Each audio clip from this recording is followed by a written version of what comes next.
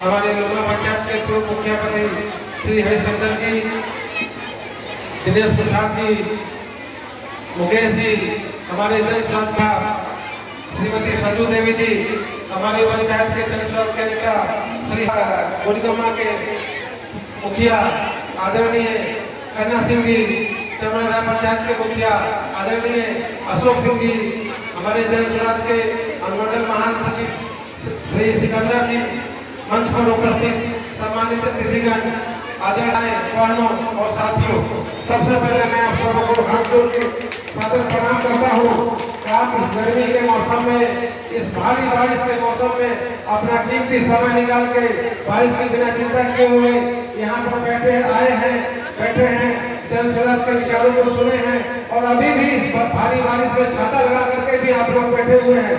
ये इस बात का संकेत दे रहा है कि आने वाले समय में होने वाले बदलाव को कोई रोक नहीं सकता है। बदलाव होके रहेगा। आप सब तो हमारी व्यवस्था, बड़ी व्यवस्था है हमारी, जो पिछले 35 साल से जिस व्यवस्था से हम लोग जूझ रहे हैं, उस व्यवस्था को आप सब मिलकर बदल के रहेंगे। ये इस चीज का द्योतक है। मैं सबसे पहले आपको अपना परिचय दूं। मेरा नाम डॉक्टर राजेश कुमार है। पूरा नाम मेरा डॉक्टर राजेश कुमार चौरसिया है। मैं आपके ही मेहनत के बगल के प्रखंड के लोमा गांव का रहने वाला हूँ और पिछले 20 वर्षों से सन 2005 से हाजीपुर में जौहरी बाजार में बच्चों का डॉक्टर हूँ। मेरी पत्नी डॉक्टर पल्लवी हाजीपुर में ही मेरे साथ महिला की डॉक्टर है। मुझे पूरा विश्वास है कि पिछले 20 वर्षों में आप लोगों के परिवार से या नाते रिश्तेदारों से किन्हीं बच्चों का इलाज किया होगा, तो आपको शायद याद भी होगा। अब बात हम लोग जनसुराज की करते हैं, जैसा कि हमारे आचार्य जी और हमारे अन्य वक्ताओं ने बोला है कि जनसुराज 5 मेन एजेंडा है। मैं उसके विस्तार में नहीं कहूँगा क्योंकि समय काफी कम है। संक्षेप में आपको 5 बिंदु बताता हूँ। शिक्षा, सबसे पहले सबसे जरूरी शिक्षा है। जिस परिवार में शिक्षा आ जाती है उसको किसी के मदद की जरूरत नहीं। मेरे भाई, मैं भी एक किसान का पोता हूँ। मेरे दादा भी एक किसान थे। आपके बगल के लोमा गांव में एक किसान थे। उन्होंने शिक्षा को जोड़ दिया। अपने बच्चों को, मेरे पिता को पढ़ाया, मेरे पिता ने मुझको पढ़ाया।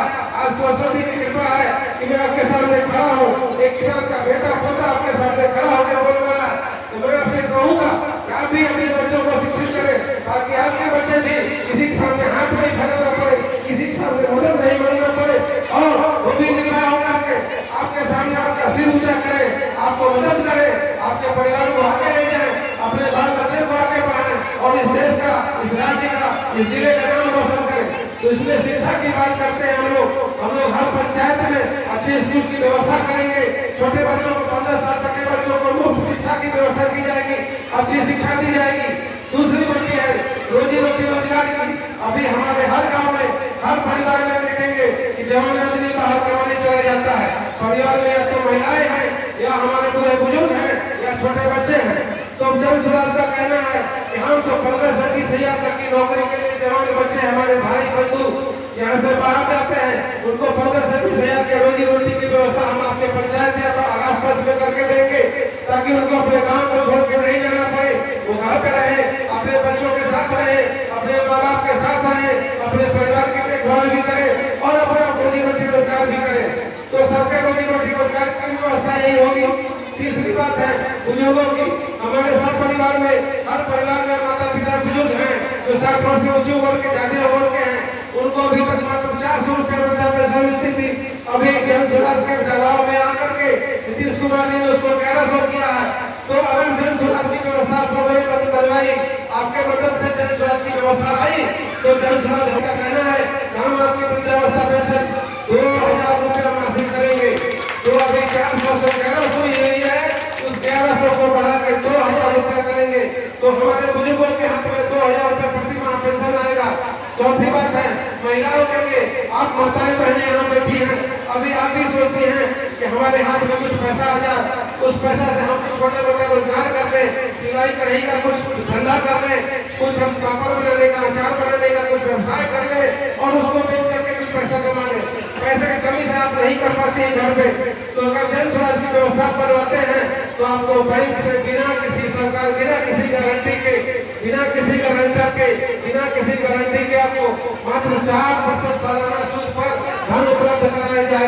जिस पैसे से आप या आपके परिवार का बाल बच्चा कुछ रोजी रोटी रोजगार करेगा, साल भर में अगर 1000 रुपया 100 रुपया आप लेते हैं तो मात्र 4 रुपया आपको सूद देना पड़ेगा।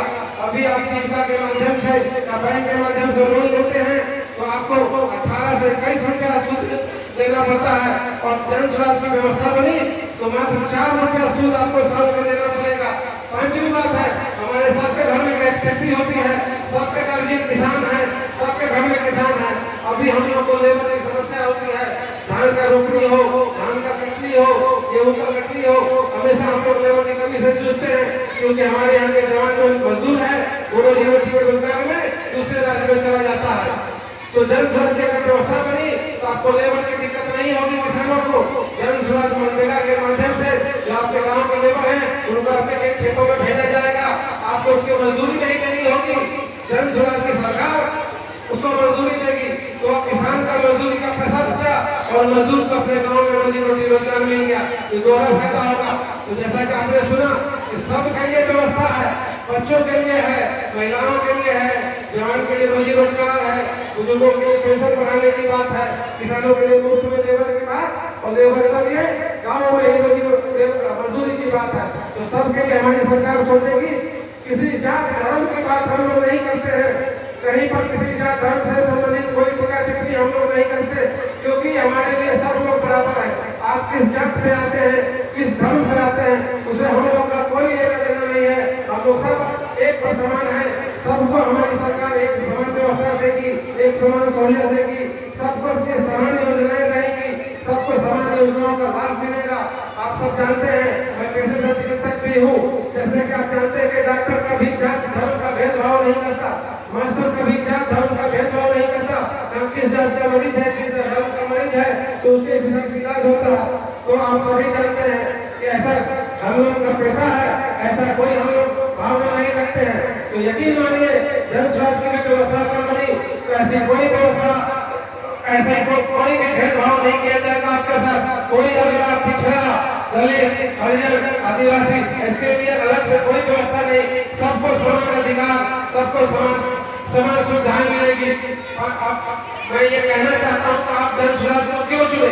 जन स्वराज को चुनने का कारण यही है कि अभी तक जो भी पार्टियां नहीं है उन्होंने जात धर्म की बात की, आपको जात की याद दिलाते हैं, आपको धर्म की याद दिलाते हैं, आपको मंदिर मस्जिद की याद दिलाते हैं।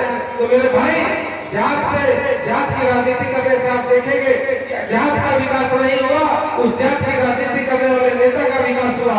धर्म की बात करने वाले से धर्म का नहीं हुआ, उस धर्म की राजनीति करने वाले नेता के परिवार का विकास हुआ। मैं किसी का व्यक्तिगत नाम नहीं लेना चाहता हूँ, आप हमारे इशारे को समझ रहे होंगे।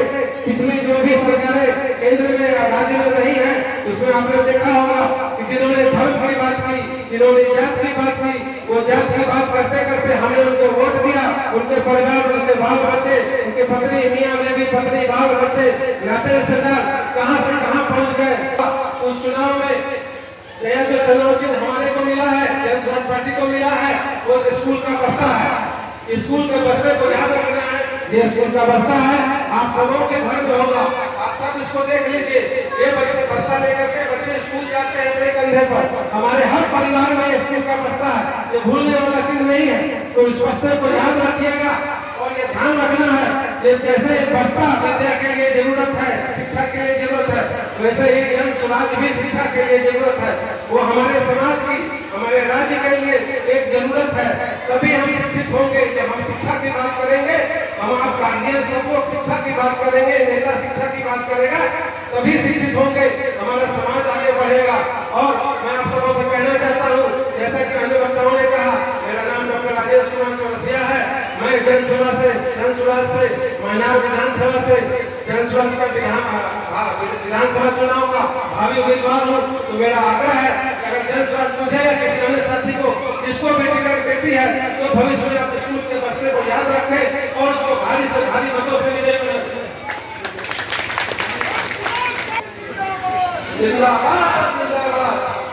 अब मैं कहना चाहूंगा कि अगर जन स्वराज की व्यवस्था बनी तो 5 बिंदु में जो चर्चा हुई उसके अलावा है बिजली की व्यवस्था है, इस चीज में भी जो मूलभूत सुधार की आवश्यकता होगी हमारी सरकार करेगी। हम लोग शिक्षित लोग हैं, हम लोग शिक्षित लोग दूसरे बैठने वाले लोग हैं, हम लोग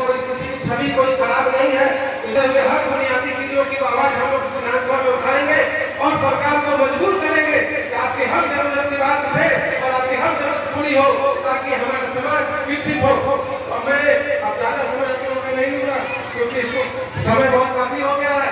अब आप लोगों ने सुना होगा परिवार लाभ का अभी बन भी रहा था, तो मैं आप लोगों से कहूंगा ये परिवार लाभ का इस कार्यक्रम के बाद ही बनेगा। उसके लिए धक्का मुक्की भीड़ लगाने की जरूरत नहीं है। एक एक करके परिवार लाभ कार्ड बनवाइए। भोजन है, भोजन सब लोग कीजिए, उसके बाद परिवार लाभ कार्ड बनाइए। परिवार लाभ कार्ड आज के बाद कल भी बनेगा, परसों भी बनेगा, यहीं पर आके बनेगा। इसमें घबराने की जरूरत नहीं है। कार्ड काफी सफिशिएंट पर्याप्त इस मौके में आए, इस मौसम में आए और हमारी विचारों को सुना। अंत में मैं सभी नौजवान साथियों से यही कहूंगा कि सब जिम्मेदारी आपको अपने कंधों पर लेनी है। कि जब तक नौजवान नहीं समझेगा, अपने माँ बाप को नहीं समझाएगा, अपनी पत्नी को नहीं समझाएगा, तब तक व्यवस्था नहीं बदलना है। आपने कहावत सुना होगा, जिस ओर जवानी चलती है उस ओर जमाना चलता है। तो इस चीज को याद रखिए कि आप लोग जो नौजवान लोग हैं, आपको इसका जन समाज का आगे करना होगा। व्यवस्था बदलने में आगे अपने गार्जियन को समझाना होगा, गाँव में टोला मोहल्ला को समझाना होगा और व्यवस्था बदलने में हम सबों को सहयोग करना होगा। इन्हीं जन शब्दों के साथ मैं पुनः आप सबों का धन्यवाद देता हूँ। बहुत बहुत धन्यवाद। और मैं एक जगह लगाऊंगा, जय बिहार। आपको जय जिला उपाध्यक्ष में नमस्कार है।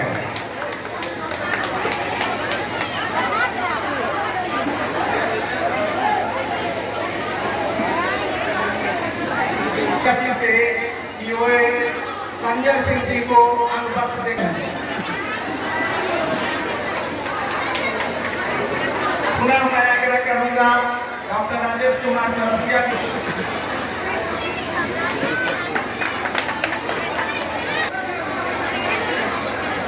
पुनः माध्यम से ईओ डॉक्टर संजय पासवान जी को अनुपस्थित के सम्मानित करें। डॉक्टर संजय पासवान जी।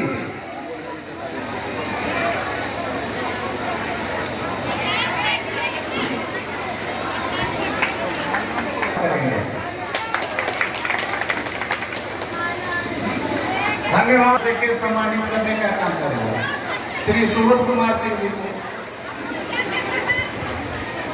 साहब जो ईओए लोमा पंचायत के मुख्य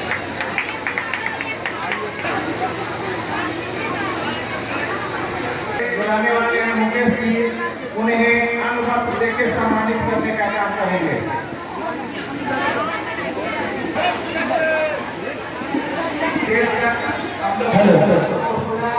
हम डॉक्टर साहब जो है बहुत बहुत धन्यवाद। मीरा जी को सम्मानित करेंगे। वस्त्र देंगे हमारे डॉक्टर राजेश कुमार चौरसिया जी। मीरा जी को सम्मानित करेंगे, वस्त्र देंगे। इनके लिए जोरदार ताली बजाएं।